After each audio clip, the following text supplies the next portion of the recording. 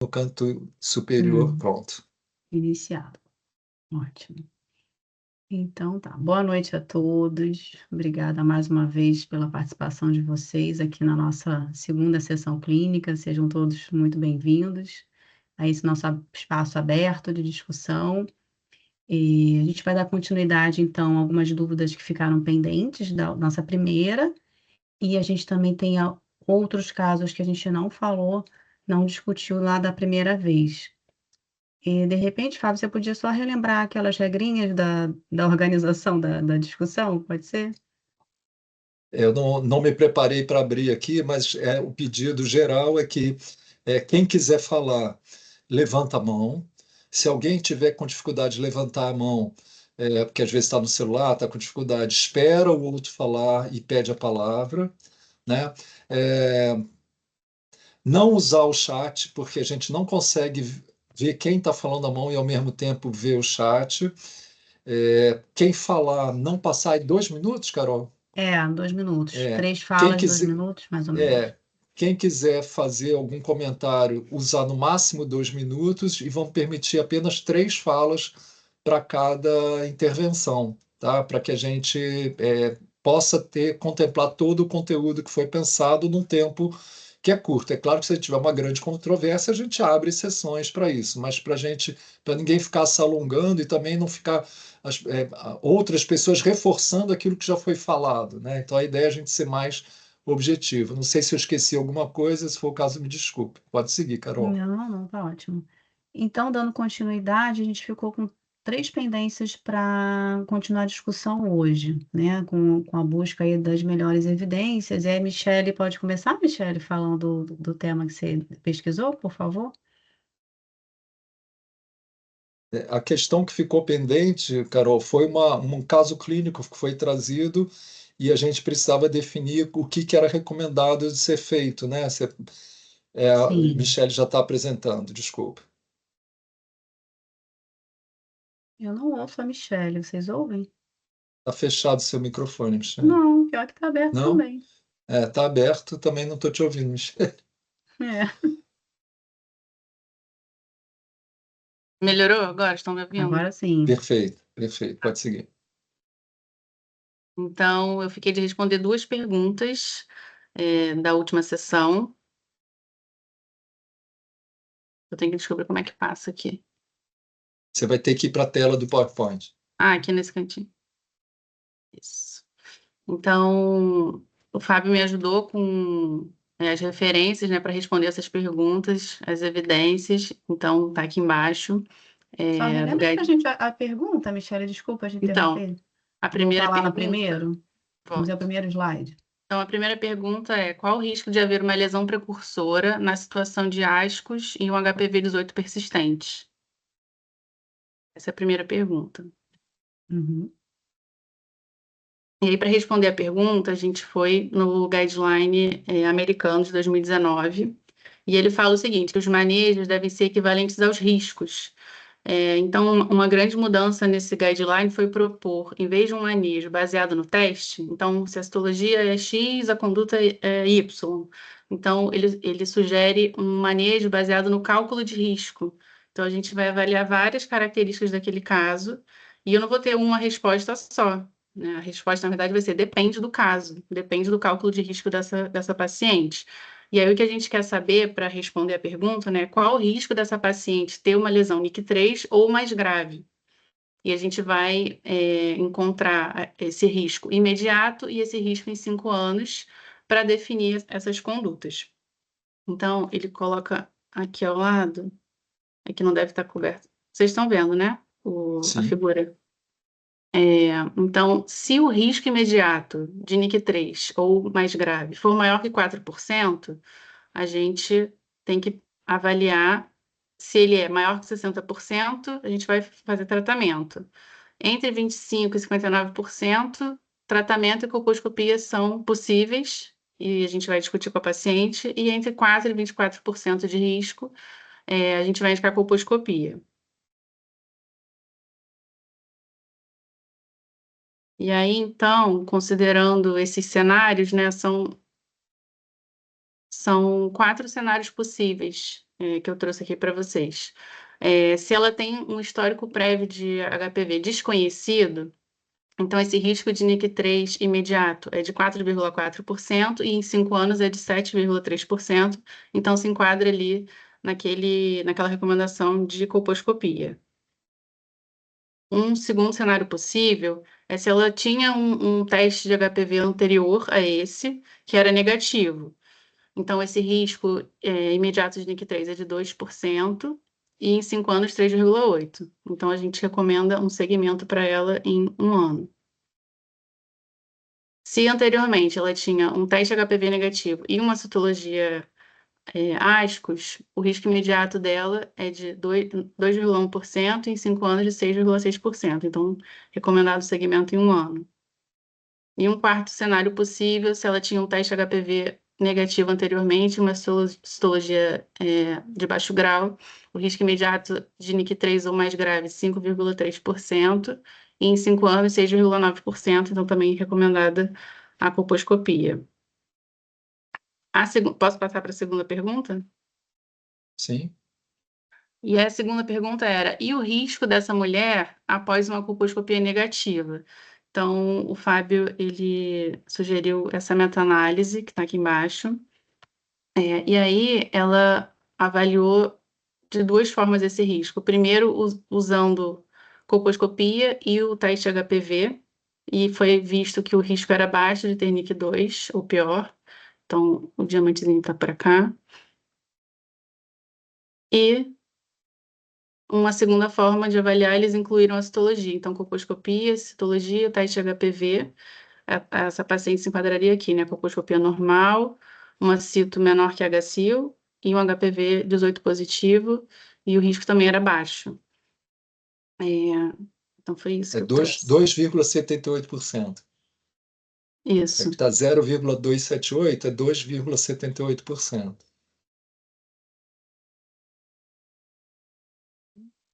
Foi isso. Tá, vocês veem como a colposcopia contribui, né, quando ela é negativa. É claro que aí eles não falam de zona de transformação, mas a colposcopia negativa ela tem um grande poder tem um grande valor preditivo negativo, aí eu acredito que só na zona de transformação tipo 1 ou 2, mas considerando que ela tem citologia de baixo grau ou ascos, né? Então é interessante que a gente veja esses dados resumidos em análise de risco, isso que está sendo utilizado na nossa diretriz que a gente está revendo para definir condutas, né? A Sara levantou a mão, pode falar, Sara, por favor. Oi, boa noite. Eu acho que eu fiquei na dúvida em relação à pergunta. Se ela tem um HPV 18 persistente, ela não vai direto para corpo? Da onde que surgiu essa citologia? Então, Ou justamente, Ah, o que esse guideline de 2019 sugere é que a gente mude a forma de conduzir os casos. Em vez de pensar exatamente isso que você falou, ela tem um teste positivo, então vou direto para tal recurso, para tal conduta, né? E a gente pensar essas outras características da paciente. Qual era o histórico anterior dela? Ela já tinha feito um teste antes? Então, isso abre vários cenários, não tem só uma resposta. entendi. Esse caso foi trazido para a gente dessa forma. O que a gente está recomendando com a nova diretriz é, se o HPV 18 está presente, ela vai para a colposcopia. Mas a pergunta era qual era o risco, considerando que ela tinha HPV 18 e uma citologia ascos. Então, se ela tivesse HPV 18 apenas, o risco dela ter uma lesão precursora é em torno de 20%. Mas se ela tem uma citologia que sugere uma lesão de menor gravidade, esse risco cai. E é isso que a Michelle mostrou nessas tabelas. Né? Sim, Então, entendi. no contexto de rastreamento com teste molecular que está recomendado para o Brasil, a gente não vai ter essa quantificação de risco, porque ela não vai fazer a citologia. Mas no caso que foi trazido, a citologia foi mencionada. Né? Uma regra que eu esqueci de falar, Carol, é que todo mundo que, na primeira intervenção, falar o nome se e de apresente. onde né, para quem não conhece, saber. Acho que a Yara quer falar.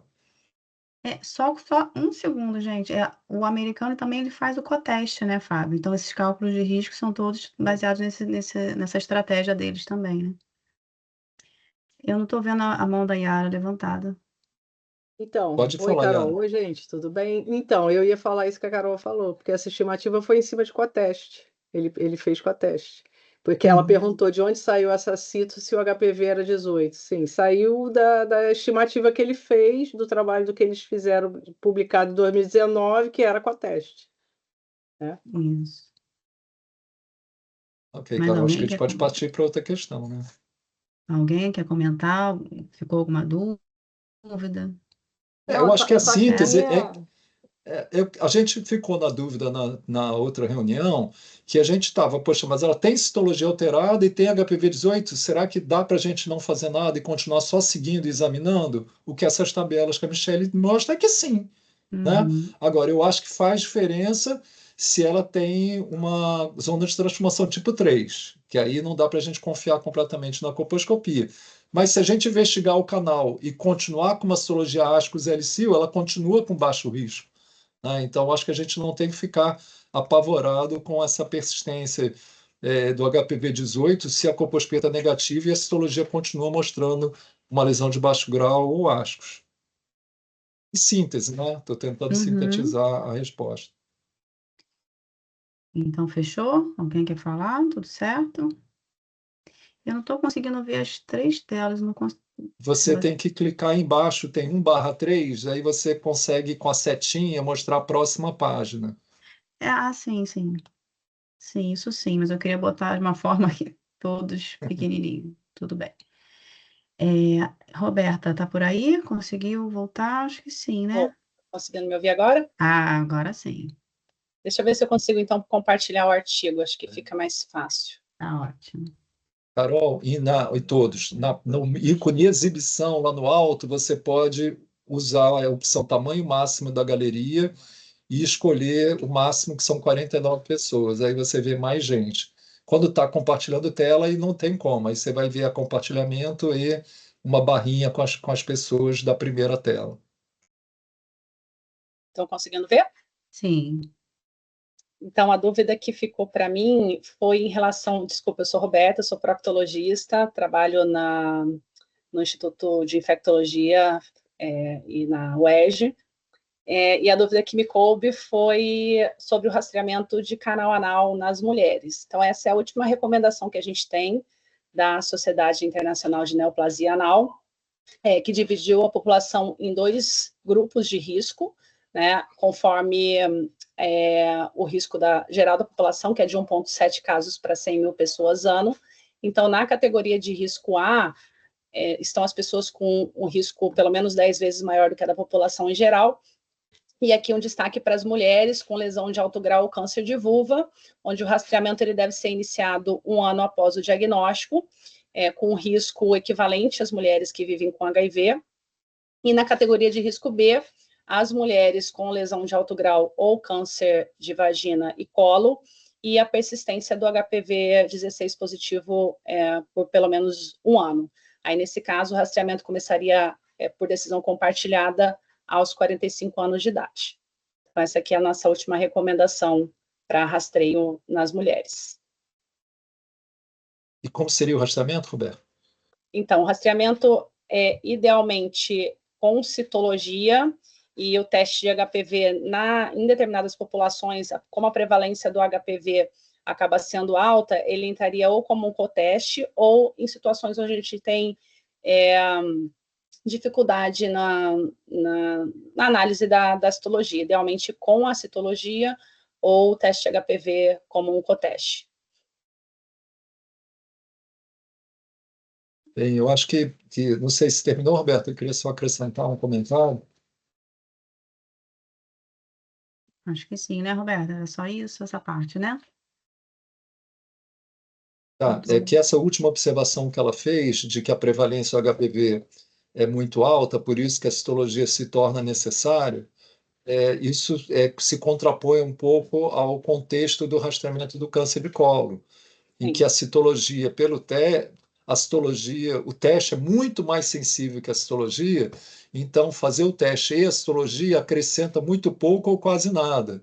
E eu estou entendendo que no contexto da doença anal, o coteste faz sentido, tá? Então, só para marcar isso, que vale a pena pensar num contexto diferente, porque na citologia anal, na doença anal, o teste seria muito positivo desnecessariamente, então a recomendação seria o coteste. E encaminharia para anoscopia de alta resolução. Que critérios? Qualquer HPV positivo, HPV positivo mais citologia alterada? Na verdade, Fábio, o que a gente tem de restrição hoje é que a gente tem muito poucos profissionais especialistas, né, que estão capacitados na colposcopia anal. Como não faz parte da nossa formação, da nossa residência, a gente não tem essa especialização.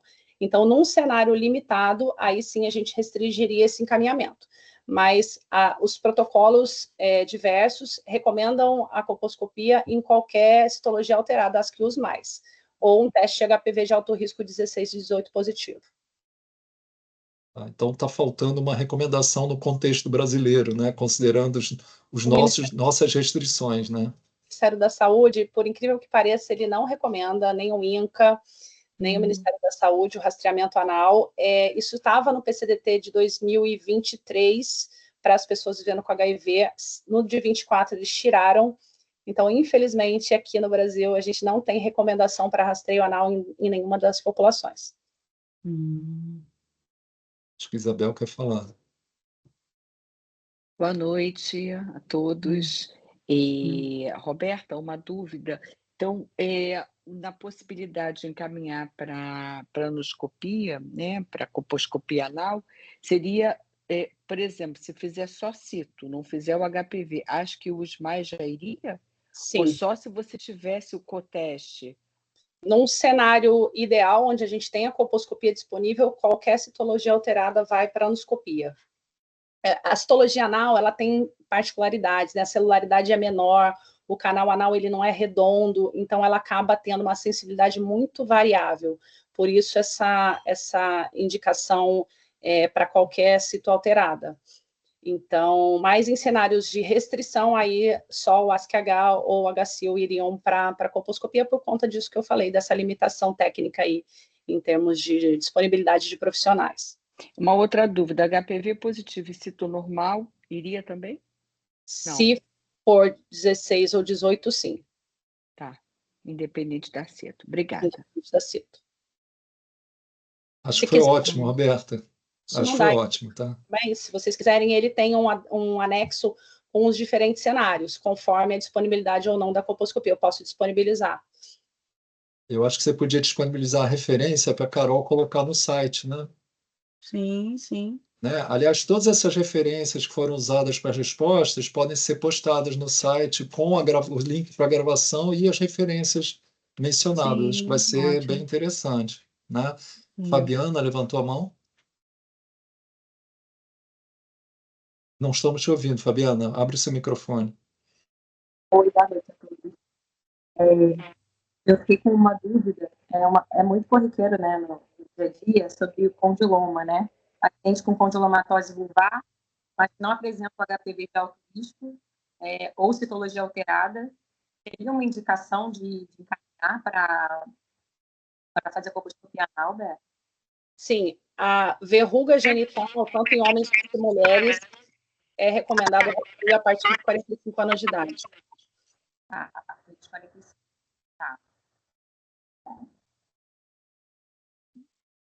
Luciene está com a mão levantada, é a última pessoa a perguntar, tá? Já foram 3 intervenções. Luciene? Luciene, se apresenta, por favor. Eu sou Luciene, Luque de Itapora, Minas. Deixa eu perguntar uma coisa para a Maria Roberta. Eu acho que eu me perdi aqui. Você recomenda o rastreamento com citologia de anal só para paciente HIV positiva? Sim, todo mundo vivendo com HIV, independente da orientação sexual, tem que colher um preventivo anal. E aí agora os guidelines têm restringido, têm sugerido uma idade de início. Até então a gente não tinha essa recomendação. Então, para os homens aos 35 e para as mulheres aos 45 anos de idade. Independente da prática sexual. Se for um homem heterossexual vivendo com HIV, ele tem que rastrear o canal anal também, por conta da incidência alta de câncer anal nessa população. Mas você incluiu também as mulheres com lesão de alto grau, né, Roberta? Porque eu acho que isso faltou na pergunta da Luciene. Então, não é só com HIV, é com HIV e mulheres com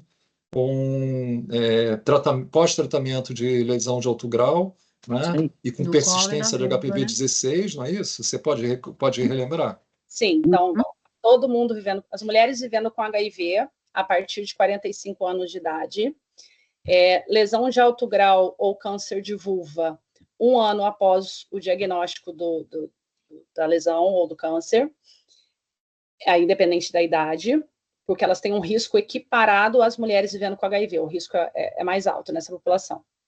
Lesão de alto grau ou câncer de colo e vagina aos 45 anos de idade, e aí, como a Fabi falou, as verrugas genitais também aos 45 anos de idade. E o HPV-16?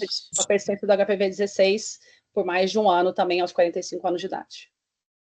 E outras situações de imunossupressão também, Roberta? Entram transplantados, doença autoimune, Oncológico.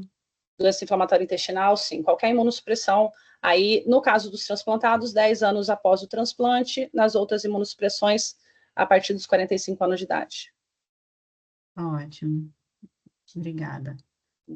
Mais alguém que eu não esteja vendo? A gente encerrou, né? No princípio, tá ótimo. Muito obrigada, Roberta, Michele. Agora, Cida. Cida, você quer que eu compartilhe aqui ou você compartilha aí? Carol, se você conseguir compartilhar, eu agradeço, que não está aberto aqui o meu. Tá. Deixa eu ver, entender aqui. Então, eu fiquei com a Andrea, né? A gente ficou de esclarecer alguma coisa sobre tratamento de lesão vaginal. Tá aparecendo, gente? Tá sim. Só colocar no... No livrinho. Ah, Pronto. peraí. E o que a gente trouxe foi esse documento que reúne essas entidades que se reuniram justamente pela falta de dados que a gente tem em função do número de casos de doença de vagina. Então, a partir de uma revisão sistemática, o grupo vai propor algumas possibilidades de tratamento. Eles reúnem vários tratamentos, desde estrogênio tópico, podendo ser tratamento de lesão vaginal, até os que a gente conhece, tá? E no final, eles dão uma diretriz, né, nesse consenso, tá? Então, basicamente, foi até e o motivo da gente trazer isso, porque na sessão passada teve uma discussão sobre, né, o Imiquimod na lesão de vagina. Basicamente, a gente deve considerar o perfil da paciente, a sua idade, a paridade, a atividade sexual, né, porque vai acabar norteando um tratamento menos ou mais conservador, o grau da lesão, como que essa lesão, se ela é focal ou se ela é difusa, e a história prévia dessa paciente, se ela fez, né, uma esterectomia por uma lesão de alto grau, se ela tem uma radioterapia prévia, e considerar sempre o tratamento, não na lesão de baixo grau, mas na lesão de alto grau, assim como as doenças de colo, pelo risco de progressão. Pode passar, Carol, por favor.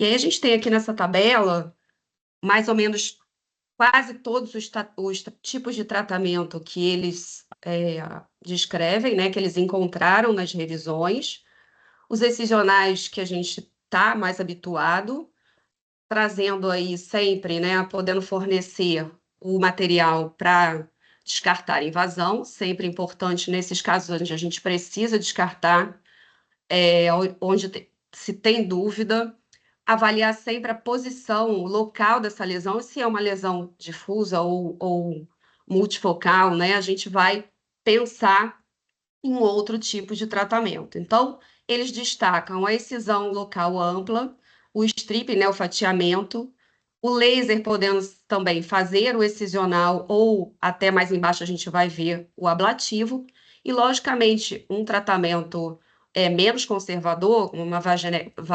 vaginectomia parcial, a gente vai sempre deixar para casos extremamente reservados. Traz a modalidade dos tratamentos ablativos, então o laser, eles destacam muito, a gente vê essa tendência desses papers internacionais falando do laser, não é? A eletrocoagulação, que a gente acaba conhecendo e usando muito mais, trazendo aí o destaque de ser menos invasivo, possibilidade maior de preservar a anatomia, e vai ser útil justamente naquelas doenças multifocais, onde a gente não vai, né, fazer uma excisão ampla da vagina. Os tópicos, como o Imic Mode, que é o que a gente vem observando na literatura, uma crescente publicação sobre o Imic Mode na vagina. Eu estava conversando com a Andrea hoje, mais cedo, e a gente tem uma pouca quantidade de descrição de como que se usa esse Imic Mode, então é uma coisa um pouco empírica ainda, mas eles descrevem como um tratamento importante, né? Porque além de reduzir recorrência, tem uma alta probabilidade de vir um HPV não detectado no segmento. Então, é importante aí para as doenças multifocais, logicamente que tem que conversar com a paciente, porque tem a necessidade da adesão, por você não resolver de uma hora para outra o problema. Radioterapia e o tratamento radical, logicamente que em condições mais específicas. Pode passar, Carol. Então, ele vem com essa declaração de consenso sobre o laser de CO2, podendo ser usado tanto na ablação quanto na excisão, né? Eu acho que falta para a gente aqui a expertise e o acesso ao laser. O agente tópico em destaque para eles é o Imic Mode, principalmente nas lesões multifocais. Então, ele coloca ali, o Imic Mode foi associado a menor taxa de recorrência e maior possibilidade de eliminação do HPV. O tricloracético e o 5-fluoracil, eles desaconselham, tá? Eles consideram uma opção histórica. Tá. Sempre cuidado que a gente tem que ter na questão do fundo vaginal, né? Principalmente quando essa mulher foi submetida a uma histerectomia, a gente tem aquelas regiões da vagina, né, onde foi feito a sutura, aonde a gente tem muitas vezes dificuldade, até mesmo na própria colposcopia, né, na vaginoscopia, e também vai ter dificuldade, às vezes, naquele fundo desse tratamento. Então, às vezes, um tratamento tópico pode não ser o mais aconselhado quando você tem uma lesão nessas regiões. Então, sempre se atentar, né, que eles chamam de orelha do cachorro, né, onde fica justamente ali naquelas margens, né, direita e esquerda. Pode passar, Carol.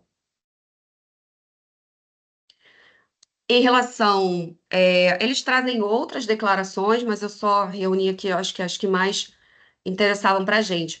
E como se segue? Então, isso tudo é uma questão de consenso, né? A gente não tem realmente uma diretriz para nortear também esse segmento. Então, eles sugerem uma avaliação que deve ser realizada em 6 meses, com citologia e teste de HPV, com um coteste, sendo feita por 2 anos e depois anualmente, com uma concordância de 100% nesse consenso. Lembrar sempre que qualquer tratamento que a gente, né, propõe para paciente ou que a gente vai instituir, questão vaginal é complexa pelos efeitos e comprometimentos que podem ter, né, psicológico, enfim, não só em relação à questão sexual. E que isso tudo, então, como a gente não tem, né, tudo uma declaração de consenso baseados na revisão sistemática também, mas na opinião do especialista, a gente precisa sempre discutir com a paciente, né, os prós e os contras e oferecer o que a expertise maior que o médico vai ter e as possibilidades. E talvez se a gente não domine uma técnica, você vai encaminhar para que ela faça aquele melhor tratamento. Eu acho que foi isso, resumo que eu pude fazer rápido para a gente atualizar a questão do tratamento de vagina, de lesão de alto grau de vagina. Tá? André, se quiser comentar alguma coisa, acrescentar.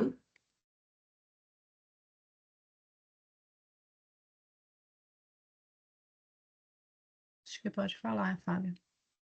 Eu acho que foi excelente, queria agradecer, elogiar as 3 apresentações, foram sintéticas e rápidas, como a gente quer aqui, mas só para, em conclusão, colocar aquilo que a Aparecida falou logo no início, o tratamento deve ser individualizado, porque quando você olha os percentuais de sucesso, eles são muito parecidos entre as várias modalidades. Então, dependendo da idade, dependendo do status imunológico, dependendo da atividade sexual, você pode individualizar e escolher aquela técnica para aquela paciente específica, sabendo que qualquer uma delas vai ter um efeito de tratamento eficaz sobre as lesões vaginais, né? Fica só a questão em aberto da não detecção do teste a partir do IMIC-MODE, embora o que a gente queira não é teste indetectável, o que a gente quer é prevenir câncer, né? Então, para mim, qualquer técnica que tenha sucesso é adequada.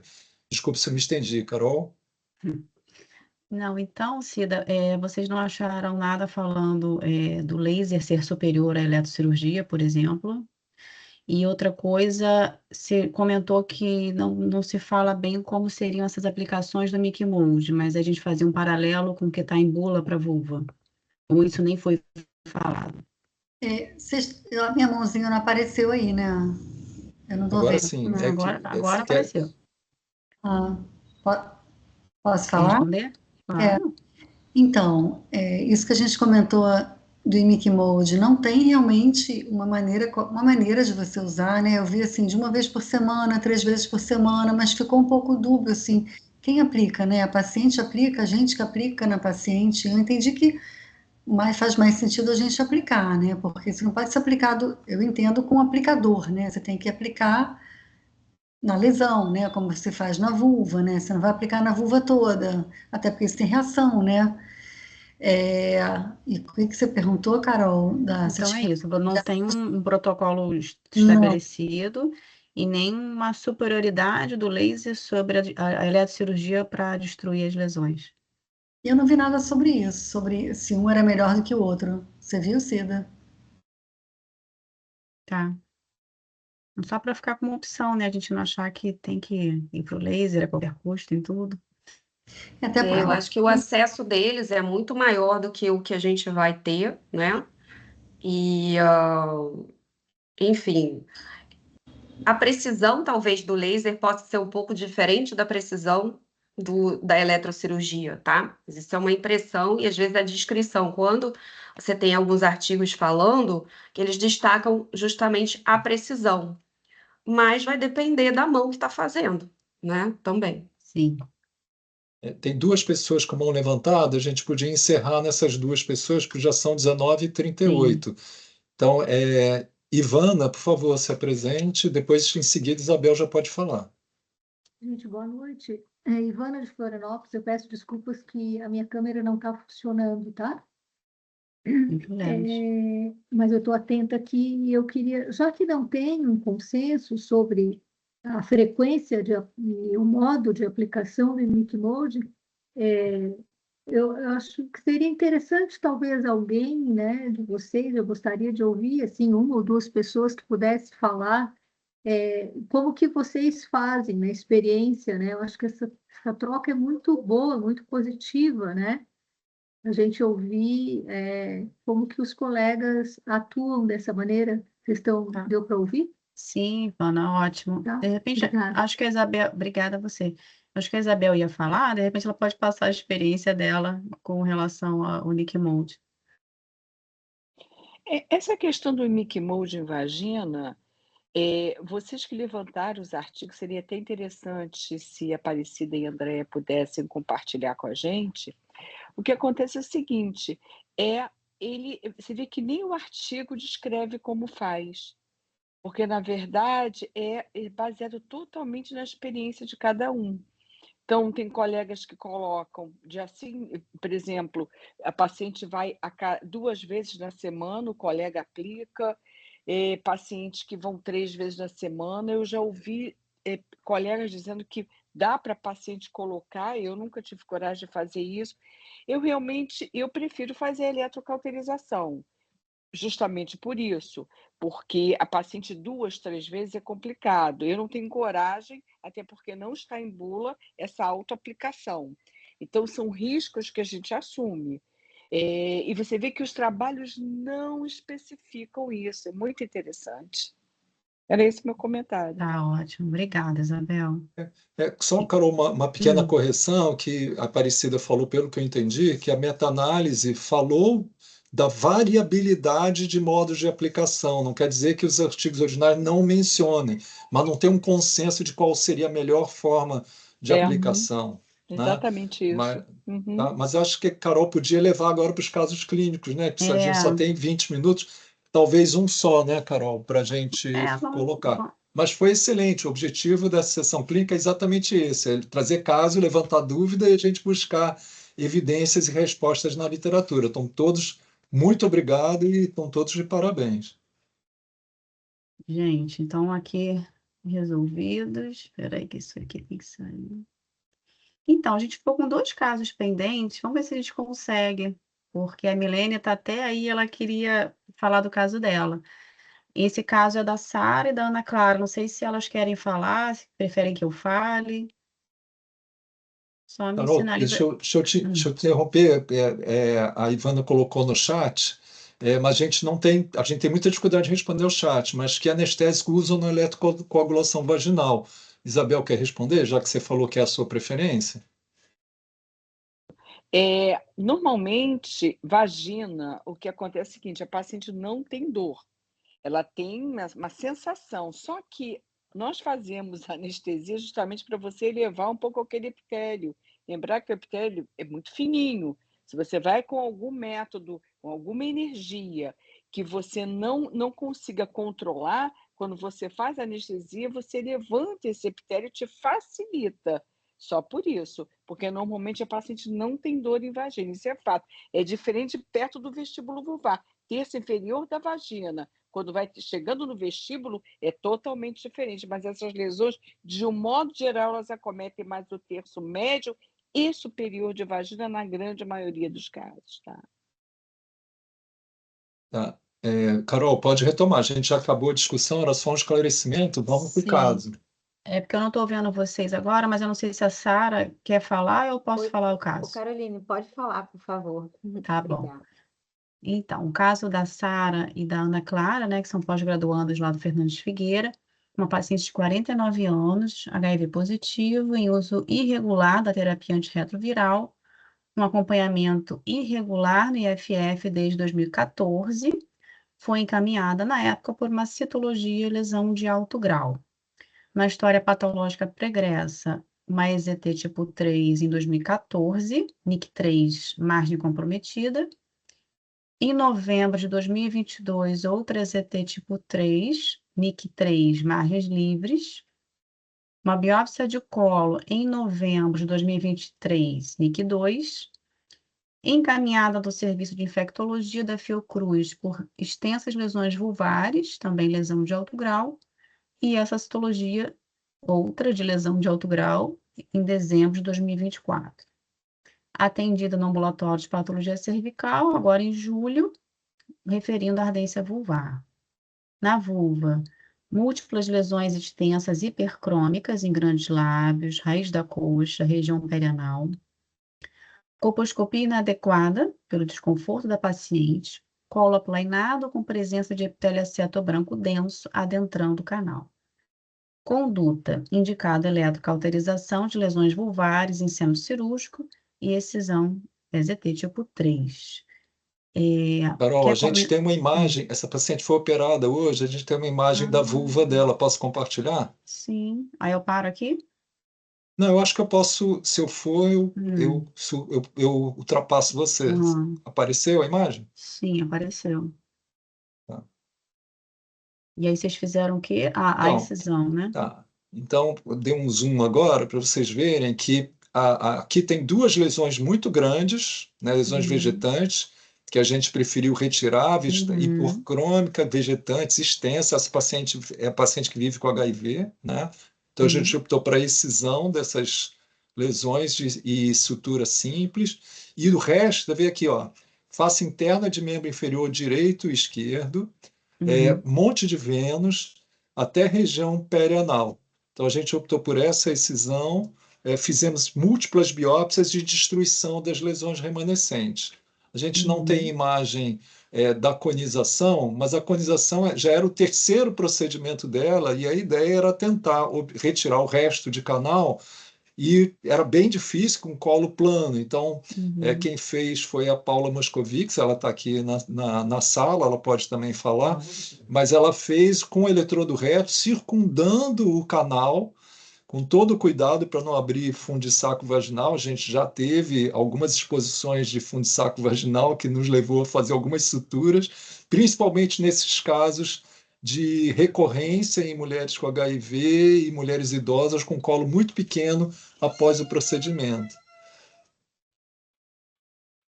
Bom, o que a gente Deixa eu trouxe... só perguntar uma coisinha rapidinho. Vocês tinham feito biópsia prévia dela ou a biópsia foi durante o procedimento? Não, ela tinha 2 procedimentos prévios, tinha uma citologia de alto grau e uma colposcopia com alto grau entrando no canal. Então a gente optou pelo procedimento excisional sem biópsia. Então esse caso foi trazido pelas especializandas, né, pela Sara e pela Ana, para falar da dificuldade que é tanto o tratamento de uma lesão vulvar extensa quanto de um terceiro procedimento excisional, né? E a gente vai ficar devendo o histopatológico. Então, acho que na próxima sessão a gente pode trazer o histopatológico e talvez uma foto de como é que ficou após a excisão. Andréia? Deixa eu te perguntar uma coisa, Fábio. Vocês não optaram, de repente, o Imic Mode aí nessa situação, naquelas lesões mais extensas, para ver se reduzia? Porque talvez fosse uma indicação. Eu entendi que você... HIV sem tratamento, Andréia? Não, mas eu entendi o seguinte, mas assim, a gente geralmente fazia o Imic Mode lá na Fiocruz, a gente fazia muito, e geralmente tem uma boa resposta também, mesmo sendo HIV. Enfim, queria perguntar isso, porque era uma lesão muito extensa, de repente, para cauterizar isso tudo, é muita coisa, não? Como que ficou essa paciente? Vocês cauterizaram aí todas aquelas lesões? Você foi fazendo biópsia, entendi isso, para excluir invasão. É isso, Fábio? Oi, gente, boa noite. Eu não sei se vocês me ouvem, eu estou dirigindo. Eu não consegui chegar em casa ainda. Sim, pode falar. Tudo bem? A gente até tem uma foto do final da cirurgia. Eu acho a Sara deve ter, eu não sei se ela consegue compartilhar.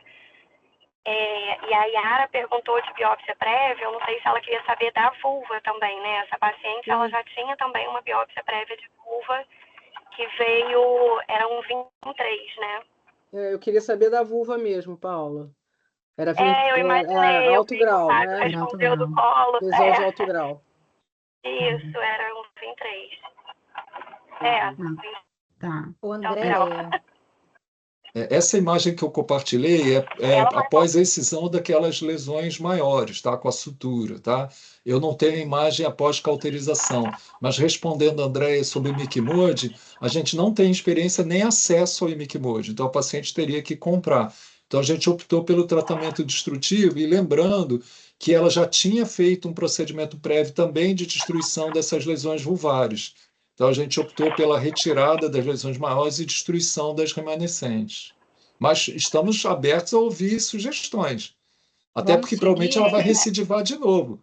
Ela vai recidivar de novo. Ela vive com HIV, terceira lesão cervical e segunda recidiva da lesão de vulva. E sem tratamento regular. Isso que eu ia falar, inclusive no encaminhamento da Vânia, né, do INE para a gente, ela fala isso, que a paciente, ela abandona, né, o tratamento algumas vezes, faz uso da TARV de forma irregular, e aí ela faz essa recorrência e pior, né. Isso aí é um ponto contra a adesão a um tratamento de longo prazo, né, como o Imic Mode, né. Também. Isso. E tem um relato no prontuário dela que ela já fez uso prévio de Imic Mode, teve uma resposta parcial, mas aí nesse contexto social de abandono de tratamento não foi mais uma opção e as lesões aumentaram. Sim. Ela vai voltar em 15 dias, né, para a gente ver a vulva, né, essa parte da cicatrização. A gente também pode tentar fotografar e no próximo encontro compartilhar também com vocês, para a gente ver como é que está cicatrizando. Tá bom, obrigada. Tá, tem algumas pessoas com a mão levantada, a última é a Maria Roberta. Eu acho que a gente podia encerrar as perguntas na Maria Roberta para passar para o último caso. Eu não vejo, Eu acho até que o nem vai momento, dar nenhuma tempo. questão pendente. Mas eu não vejo nenhuma questão pendente até o momento. Acho que houve sugestões interessantes, né, do uso Micmode, que no caso dela talvez não fosse o melhor pela dificuldade de adesão e por já ter sido tentado, né? E a gente fica com o compromisso de trazer resultados na próxima. Andréia, você é a primeira com a mão levantada, gostaria de falar? Essa foi a pergunta que ela fez do Micmode. Tá. Agora é Isabel? Isabel. Olá. Então, deixa eu fazer alguns comentários. Por exemplo, essa paciente é uma paciente imunossuprimida. Essa lesão é típica da paciente vivendo com HIV. Ela deve ser uma paciente jovem. 49. Aí vem algumas questões. Por exemplo, o que a própria ISSVD fala, né? Então, por exemplo, esse tipo de lesão não há necessidade de biópsias múltiplas. A probabilidade dessa paciente ter invasão é muito pequena. Esse tipo de lesão é característica da mulher vivendo com HIV. Você tendo uma biópsia de uma lesão mais representativa já é o suficiente. E quais são as mais representativas? Se você tiver uma lesão que foge, porque essa é típica da paciente com HIV, ela é multifocal, ela é marrom, elas são pápulas isoladas que às vezes elas se tornam confluentes. Se você tiver uma área de espessamento, uma área de outra cor, uma área de exúlcera, essa é a área que deve ser biopsiada. Caso contrário, você pode escolher qualquer área para você ter o diagnóstico. Isso é uma questão. A outra questão é que essa paciente vai recidivar como recidivou outras vezes. Então, às vezes, nesses casos, quando as lesões não são tão extensas, ou extensas, mas que elas estejam, como vou dizer assim, estáveis, é conversar com a paciente para a gente tentar criar menos dano anatômico a ela, porque a gente mutila muito essas mulheres, essas ruas, porque essas lesões vão voltar. E a probabilidade de invasão delas, esse tipo de lesão, é muito pequena, muito pequena. É impressionante isso. Ela faz essa coisa exuberante, mas com pouca invasão. Então, é controlar. O Imicmode, ele é interessante, mas ele tem uma boa resposta se o CD4 dela tiver muito bom e uma carga viral baixa. Vocês estão falando que ela não é aderente ao tratamento. Também é clássico isso. Esse tipo de lesão é daquela paciente que não está provavelmente aderente ao tratamento do HIV. Então, são essas questões que eu acho que é importante demais a gente colocar. Saber que vai voltar, tentar, não tentar tirar todas as lesões, porque vocês vão mutilar muito, essa lesão vai voltar. E é isso aí, cauterizar, o Imicmode é caro, se tiver uma carga viral, o CD4, e não precisa de ficar fazendo tanta biópsia. É assim, os comentários que é o consenso mesmo da ISSVD sobre pacientes imunossuprimidas, tá? Obrigada. Agora, a Roberta, né?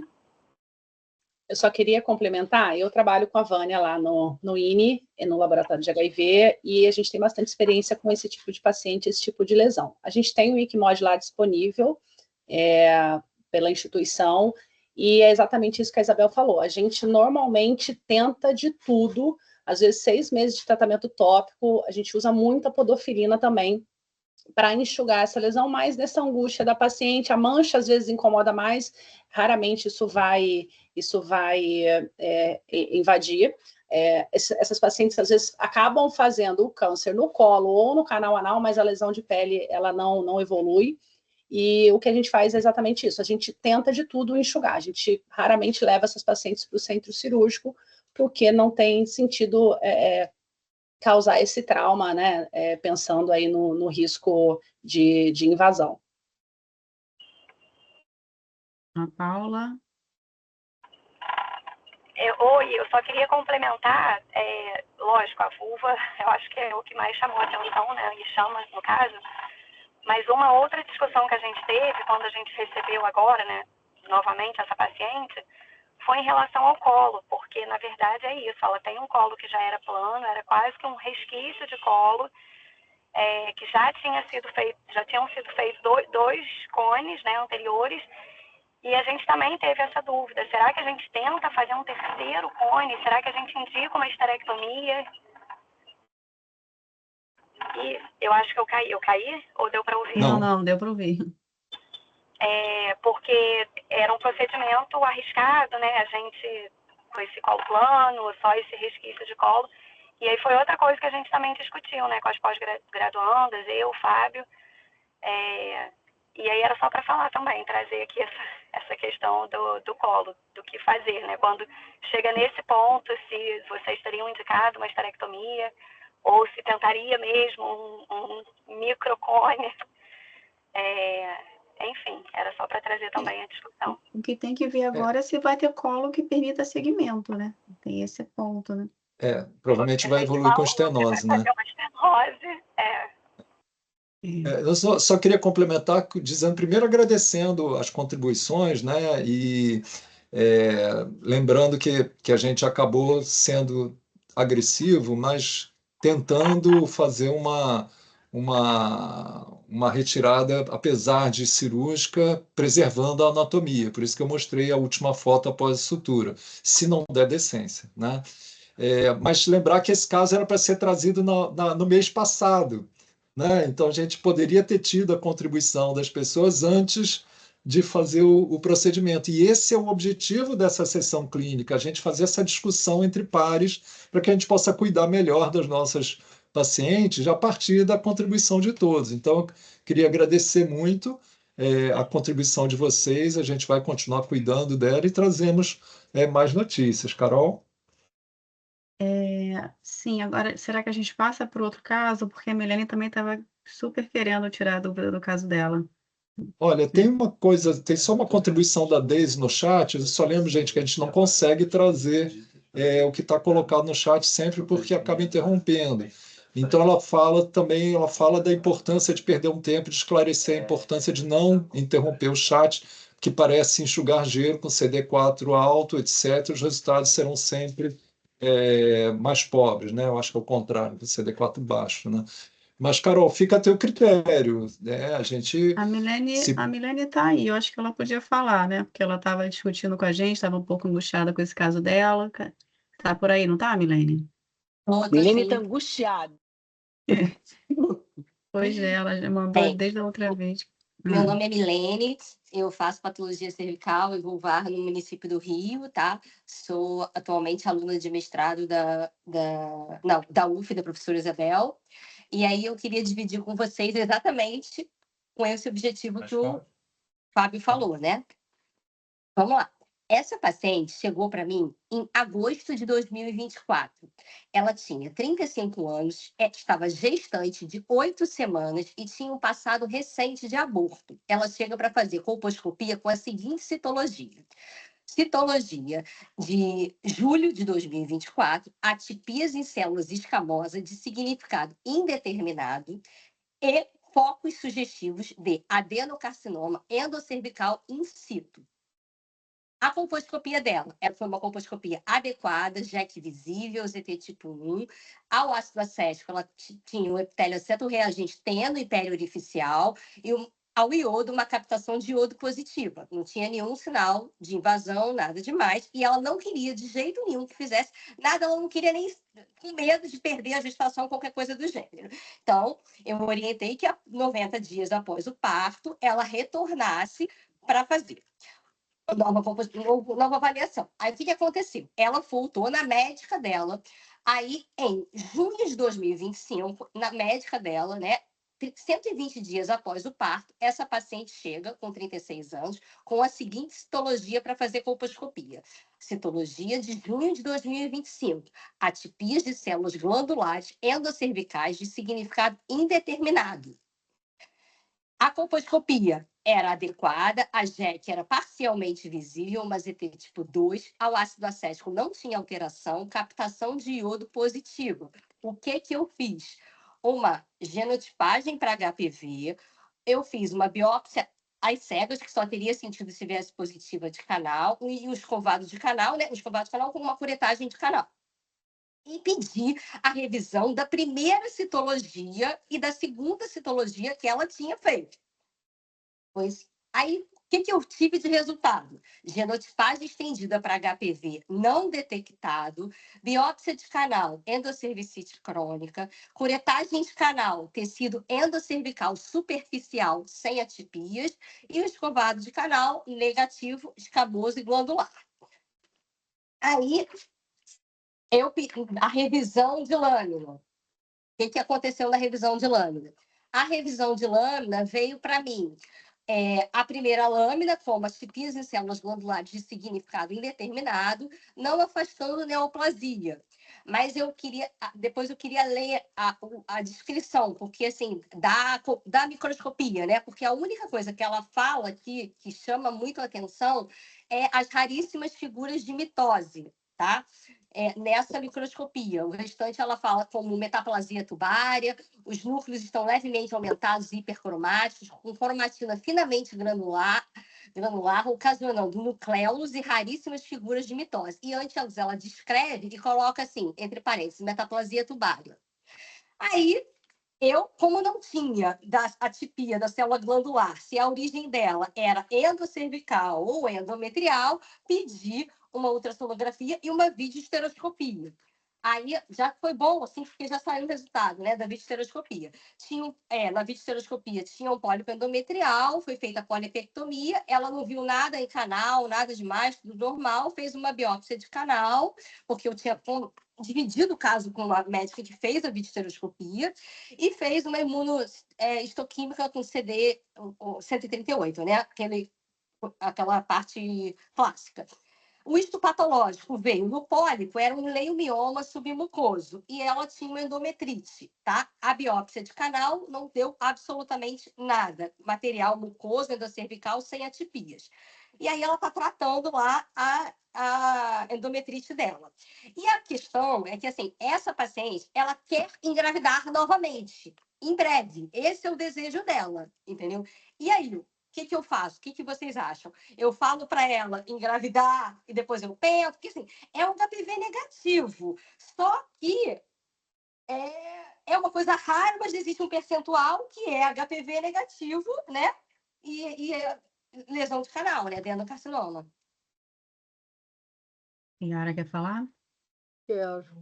Deixa eu perguntar uma coisa para Milene. Milene, como é que foi essa biópsia de canal que eu não entendi?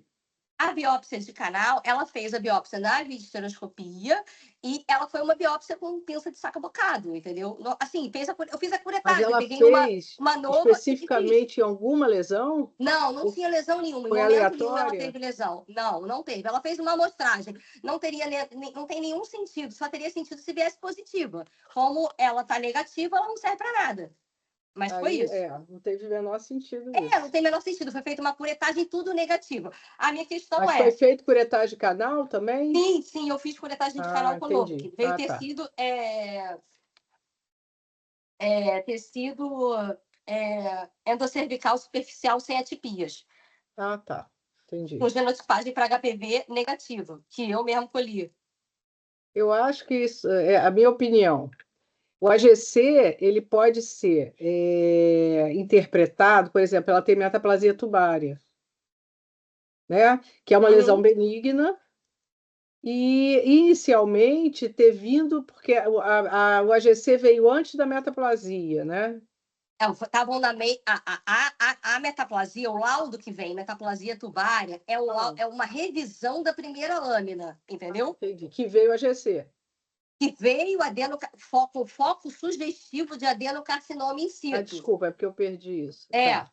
E aí a revisão, a outra médica soltou a revisão como AGC-H, né?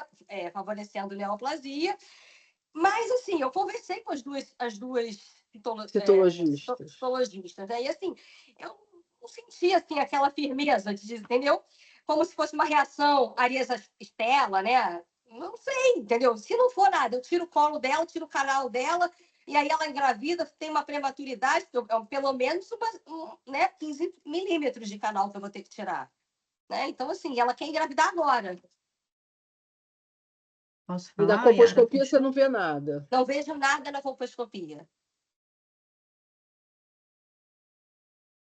É difícil porque elas não ficaram seguras, né, com a revisão. Não, Sim. assim, elas fizeram. Elas não tinham. É nítido, assim. O segundo citopatologista falou para mim, Milene, isso daí é reação. Eu acho que isso aí é reação hormonal, entendeu? Tipo assim, acho que isso daí é reação hormonal. Só que, gente, eu tô diante de 2 laudos. Um de adenocarcinoma in situ e de outro de AGCH, né? Uma paciente que quer engravidar jovem, entendeu? E, assim, Yara, 36 anos. vamos deixar as outras pessoas falarem, senão a gente fica no Sim, diálogo e sim, os outros. Então, Karine, Ah, a Karine tá na frente? Vai, Karine. Então, Karine já gente, sabe, para já mim, sabe. eu já falei, eu já tenho opinião formada. Para mim, isso é cone. Assim, de cá, né? Se ela vai fazer ou não, aí ela tem que decidir, decisão compartilhada. Mas, para mim, com um AIS, outra revisão com a AGC favorecendo neoplasia, não tem dúvida. Isso aí é indicação. A indicação é sua, a decisão deve fazer é dela. Isso é a minha opinião. Tá? Porque depois, ela vai te agradecer agora, mas se depois, do pós-parto, ela desenvolver um adenocarcinoma invasor, ela vai falar que ela não tinha capacidade de decidir, enfim. É a minha opinião, tá? Eu acho que é isso. Eu não completei, Carol. Milene, eu faria. Eu faria. Sem Tá, problema Carol. nenhum, faria Tá. esse cone. Então, o que eu ia falar é o seguinte: primeiro, assim, existe uma chance de falso negativo desse teste da HPV, que é baixa, mas existe. Existe o adenocarcinoma HPV independente, que é raro, mas existe. É mais comum em paciente mais velha. Não é o caso dela, mas é possível. Você tem 2 citologias que indicariam uma excisão imediata, independente do A estado mesma citologia, 2 corpuscópico, divisões. né? Você tem 2 citologias que indicariam. Uma excisão tipo 3, tirando 1,5 desse canal, vai aumentar as chances de parto prematuro, ok, mas não é tão alto assim. A maioria das pessoas não vai ter o parto prematuro, né? Então, eu super concordo com as indicações da excisão. Uma paciente que tem uma idade clássica para uma lesão pré-invasiva, então eu não tenho dúvida nenhuma da indicação dessa excisão. Fábio. Eu queria concordar com tudo que foi falado, mas só acrescentar que se ela tinha essas 2 citologias, os outros procedimentos contribuiriam um pouco, né? Só teriam valor se fossem positivos, mas sendo negativos, traz uma dúvida se fazer ou não. Eu só traria mais uma questão, que é se ela tem uma doença endometrial, será que a doença endometrial não foi o motivo das citologias alteradas?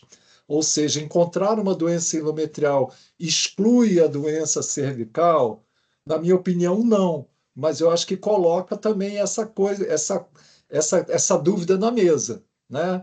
Será que as alterações celulares não eram pela doença endometrial? Será que não vale a pena uma reavaliação antes? Né? Mas é uma questão. Eu não tenho. Eu acho que ela tem indicação de cone, sim, tá? Mas eu não estou seguro de que ela tem uma doença cervical. Satisfeita, Milene? Eu também acho que ela tem indicação de cone, entendeu? Só que assim, a minha questão é essa questão da gravidez, né? Que não é uma coisa fácil, assim, nesse sentido, né? Só para complementar, gente, esse cone não é de 1,5, não. Esse cone é de 2 centímetros, tá? Primeira coisa. Segunda coisa, como a Caroline falou, o risco de parto prematuro aumenta em 20% quando se retira 2 centímetros, não passa para 100%. Então, aumenta em 20% o risco habitual de parto prematuro que qualquer mulher tem. O risco de parto prematuro no Brasil é de 13%. Então, aumentar em 20% o 13% não chega a 20%. Então, a gente tem que levar em consideração, sim, mas não quer dizer com certeza que você vai atrapalhar a vida dela. Cabe uma decisão compartilhada frente ao risco dela ter uma doença precursora ou até câncer, né, frente a um risco um pouco aumentado de parto prematuro. Mas tinha alguém mais querendo falar, se não me engano, a Ivana. Então, a gente fecha com ela.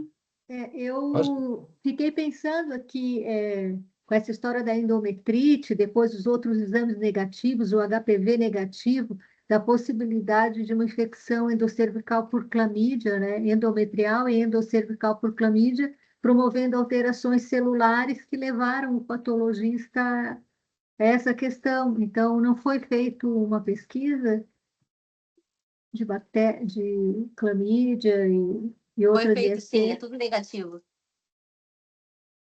Eu acho que negativo. Isabel quer contribuir, acho que, Carol, depois da fala de Isabel, a gente pode encerrar. Acho que foi excelente. Isso aí, a gente encerra. Olha só, é só assim, a Karine que está aí, Karine fez a dissertação agora dela de mestrado, foi em AGC, ela recategorizou os laudos de AGC-US e AGC favorecendo a neoplasia para a nova classificação.